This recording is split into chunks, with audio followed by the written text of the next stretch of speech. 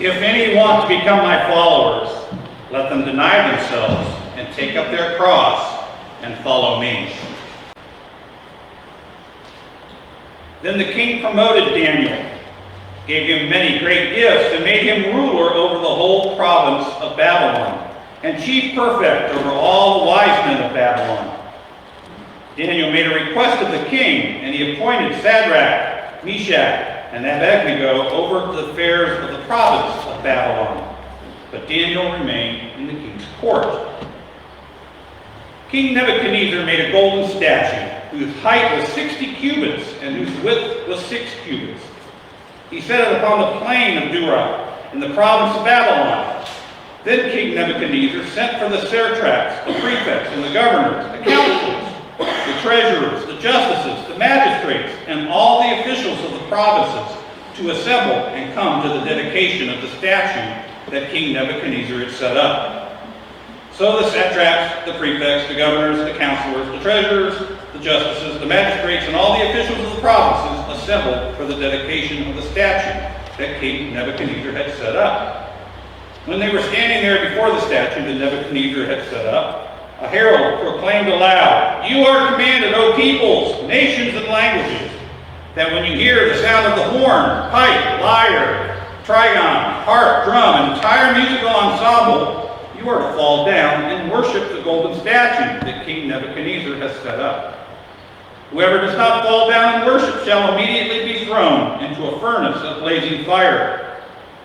Therefore, as soon as all the peoples heard the sound of the horn, the pipe, the lyre, trigon, harp, drum, and entire musical ensemble, all the peoples, nations, and languages fell down and worshipped the golden statue that King Nebuchadnezzar had set up. Accordingly, at this time, certain Chaldeans came forward and denounced the Jews.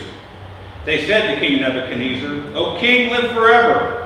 You, O king, have made a decree that everyone who hears the sound of the horn, pipe, lyre, trigon, harp, drum, and entire musical ensemble shall fall down and worship the golden statue. And whoever does not fall down and worship shall be thrown into a furnace of blazing fire. There are certain Jews whom you have appointed over the affairs of the province of Babylon, Shadrach, Meshach, and Abednego. These pay no heed to you, O king. They do not serve your gods, and they do not worship the golden statue that you have set up."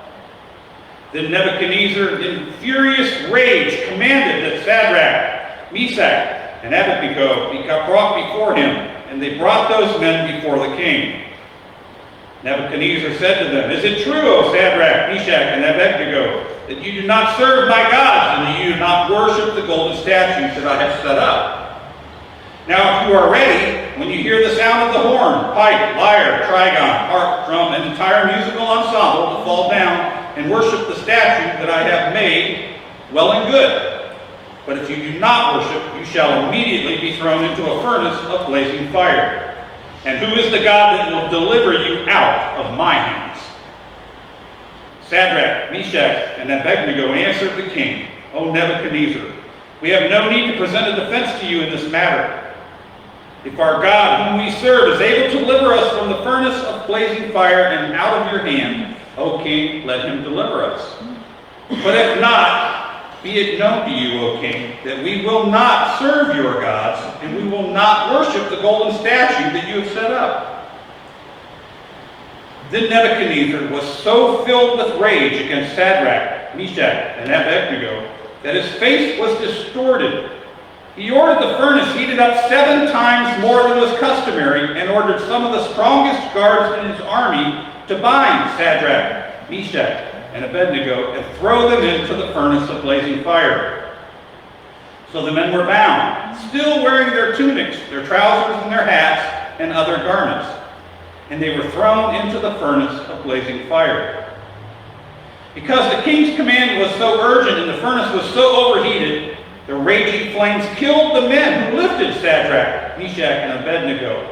But the 3 men, Shadrach, Meshach, and Abednego, fell down, bound, into the furnace of blazing fire. Then King Nebuchadnezzar was astonished and rose up quickly. He said to his counselors, "Was it not 3 men that we threw bound into the fire?" They answered the king, "True, O king."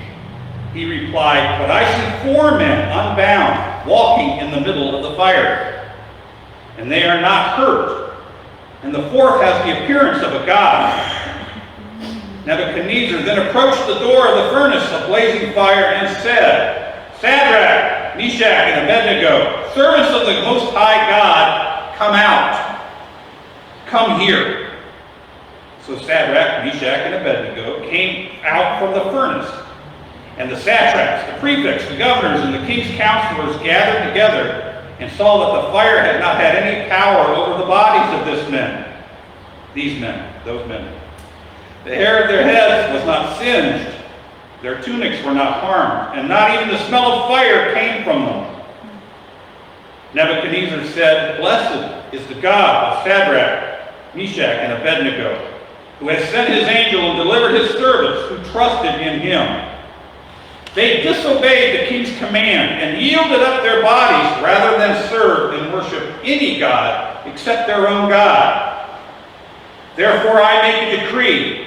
Any people, nation, or language that utters blasphemy against the God of Shadrach, Meshach, and Abednego shall be torn limb from limb, and their houses laid in ruins, for there is no other God who is able to deliver in this way."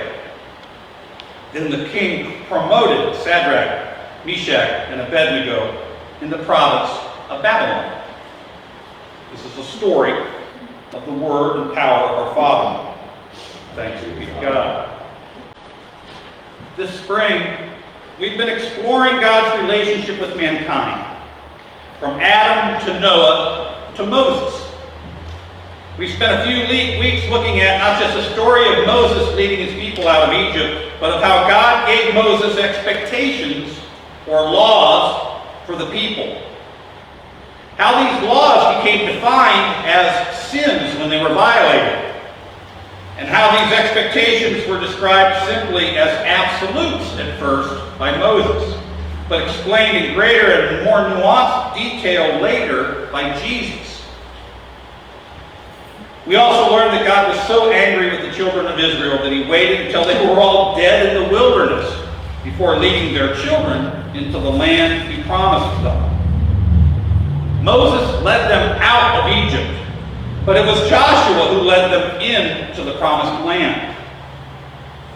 When the children of Israel first entered into the land, they were a collection of autonomous tribes or families.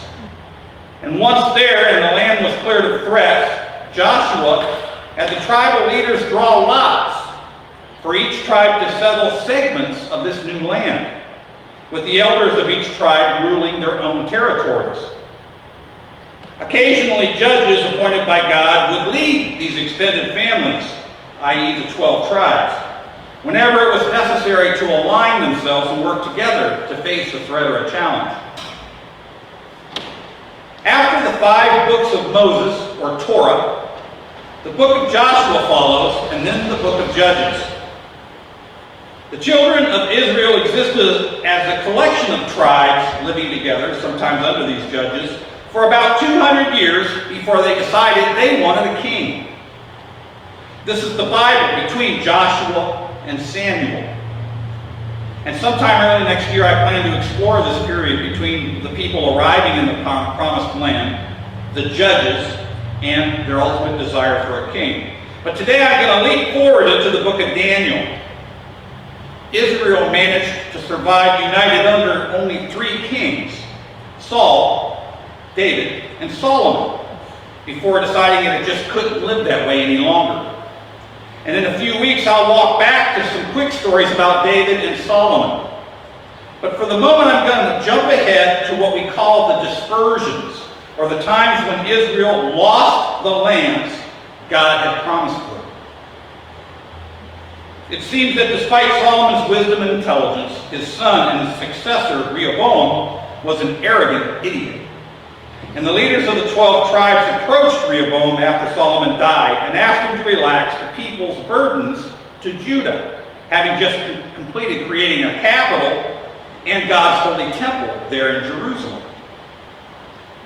Against the advice of his father's advisors, Rehoboam declared himself even greater than his father, Solomon, bragging, "My little finger is greater than my father's waist." It's around 925 BCE, and the other tribes of Israel succeed from Judah, appoint Jeroboam as their king, and descend into civil war. From this point in the Old Testament onward, the two entities that describe the lands or the nations of Jacob's children are Judea, and Jerusalem primarily, and Israel, Israel being the other tribes. This civil war lasts hundreds of years and creates a huge problem from both within and without.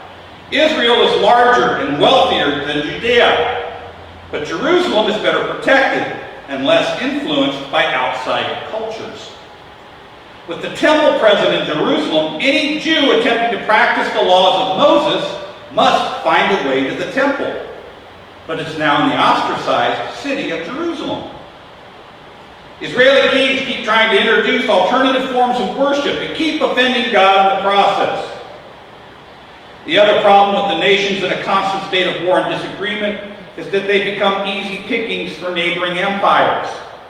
Egypt, a close ally under Solomon, conquered all of Israel and Jerusalem within 8 years of the start of their war, taking many treasures from the temple. This is told in 1 Kings 14. 50 years after that, Judea and Israel are still going at it, and Israel is building a fortress outside of Jerusalem that will effectively control all access in and out. Asa of Judea approaches the king of Syria with treasures from the temple to break his alliance with Israel and relieve the siege. And he does. About 150 years after that, in 722 BCE, Syria conquers the 10 northern tribes of Israel and carries them away to Damascus, leaving Benjamin and Judah alone in the Holy Land, the land that God promised them. Syria tried to take Jerusalem but failed. And 50 years later, Syria conquered Egypt, with Judea still isolated in between. 50 years after that, Syria descends into civil war, and Nebuchadnezzar of Babylon emerges as the dominant power, assuming all of Syria, and in 597 BCE, actually conquering Jerusalem itself. Nebuchadnezzar sacked the city and the temple and carried the court to Babylon. For the next 70 years, the children of Judea must find a way to live and practice with no temple, and the bulk of their laws under a foreign form of government. Religious leaders begin drafting new ideas and constructs on how to behave according to God's expectations in these foreign lands. And the record of these decisions and rules are known today as the Babylonian Talent. I said last week how the law is seldom, if ever, absolute, and that there always seem to be exceptions. And clergy exist to interpret the intentions of the law in the real world. The Babylonian Talent is a record of rabbinic or clergy debates in Babylon on the teachings of Torah and the Bible, or the laws given by Moses, both trying to understand how they apply and seeking answers for the situations that they were encountering at the time. How do we best honor God and God's expectations under these circumstances? The record of these debates and decisions still today drive Jewish behavior. It's here in Babylon where we pick up the book of Daniel and today's story for the ages. The book of Daniel begins with Nebuchadnezzar deciding to select several of the best and brightest young men of his newly acquired land to be taught the ways of his kingdom and to act as advisors. Daniel, Hananiah, Mishael, and Azariah are among those chosen. These four were given new Babylonian names: Belshazzar for Daniel, Shadrach, Meshach, and Abednego for the three others. Daniel leads the four in deciding not to be defiled by the king's ration of food and wine, choosing instead to eat only vegetables. Remember, Moses gave strict laws on what kinds of food could be eaten and how it had to be prepared. The officer overseeing these 4 Jews is concerned that he's going to be punished if the king finds them undernourished. But Daniel convinces him to try this for 10 days and then decide.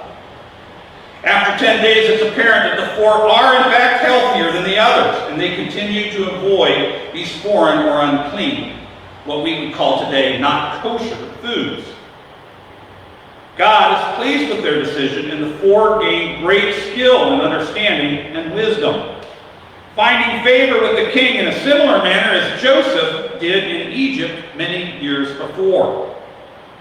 Shadrach, Meshach, and Abednego are eventually promoted to governors in Babylon, while Daniel, who can also interpret dreams as Joseph did, remains a part of the king's inner court. Nebuchadnezzar built himself a grand golden statue and instructed the officials throughout the land to bow down and worship that image. But he quickly learns that the Jews have ignored his decree. They are brought before him, and he gives them one more chance to do as they are told. But they answer, "Our God may or may not deliver us from your wrath, O king, but we cannot worship your gods, and we will not worship the statue." Nebuchadnezzar loses it. His face is twisted and filled with rage as he orders the 3 to be bound and tossed into a furnace. He's so angry that he orders the furnace to be heated 7 times the normal level. It's so hot, when they open the furnace, the 3 men leading the others, or the men leading the 3 men into the furnace, were actually killed by the outburst of heat and flames before the 3 are able to be thrown inside. Nebuchadnezzar looks inside the furnace and is surprised to see 4 figures standing there, not 3, with the 4th having the appearance of a god. As many of you are aware, I often share observations on miracles. As I've stated before, a miracle doesn't have to be unworldly to be a miracle, although many may seem to be that way when they occur. The miracle is in the reality that something occurred unexpectedly, exactly when it was needed, or when God said it would occur. Regardless of the hows, in the case of the furnace, the story seems to offer some clues into what might have even happened. Increasing the intensity of an ancient furnace by 7 times would completely change how that furnace operates and behaves. Depending on the design, it's not only possible, but conceivable that opening an access port or a side door to such an overheated device would have resulted in an initial blowout of heat and flame, but then a new source of fresh air being sucked inside. This new channel of incoming air could have resulted in a safe spot within the furnace as cooler air continues to be sucked inside to feed the overheated inferno around it. That safe spot would have been very windy, but could also have been very safely cool. We don't know if this is what saved Shadrach, Meshach, and Abednego, or if it was something else. But we do know that when Nebuchadnezzar saw them safe inside the furnace, he immediately understood that something miraculous was happening. He calls to the men to come out from the furnace, and they do, unburned and not even smelling of the fire. Nebuchadnezzar understands that they've been saved by God. These men disobeyed me and surrendered themselves to my wrath, rather than serve and worship any god other than their own. He immediately issues a decree that anyone who utters blasphemy against their God shall be torn apart and their houses destroyed. For there is no other God who is able to deliver in this way. And the 3 are promoted and restored to duty. Shadrach, Meshach, and Abednego were thrown into a furnace by a king for refusing to bow down to the king's image. How many of you sitting here or listening online can honestly declare that you would be willing to surrender your life in order to honor what you believe were God's instructions and expectations of you? For whoever wants to save his life will lose it, but whoever loses his life for my sake and for the gospel will save it. What does it profit a man to gain the whole world, yet forfeit his soul? What can a man give in exchange for his soul? Mark 8. About 200 years after Jesus, Rome was struggling with conflicts from outside and in. In order to make Rome great again, they decided they needed to restore the Republic to traditional Roman values. All citizens were compelled to make a sacrifice to the Roman gods. Christians, naturally, refused and were given a choice: accept the will of the Republic or rot in jail. Some Christians were martyred, but others, including some leaders and even bishops, either obtained false papers of submission or just rolled with the demands. Later, as the persecutions eased and circumstances relaxed, there was a great argument over how to respond to these so-called traitors of Christianity. Some advocated forgiveness and grace, while others pressed for excommunication. A series of compromises were reached over time. What would you do under similar circumstances? If our government demanded an action from you that our faith considers a sin, like, say, we are forced to ignore the Sabbath, would you still honor the Sabbath and keep it holy, even if it meant possible imprisonment? Or would you just roll with it? Would you hide your actions or practice your beliefs and faith in public? Would you risk your life to honor God's instruction and expectations of you? For whoever wants to save his life will lose it, but whoever loses his life for my sake and for the sake of the gospel will find it. What does it profit a man to gain the whole world, yet forfeit his soul? Or what can a man give in exchange for his soul? These aren't hypothetical questions. We're challenged to practice our true beliefs every day. And there are people throughout the world who are mocked, reviled, and even persecuted for living out what they believe God expects of them, even though their actions lead to punishment and sometimes even death. Sometimes these people are called Christians. Sometimes they're called Jews or even Muslims.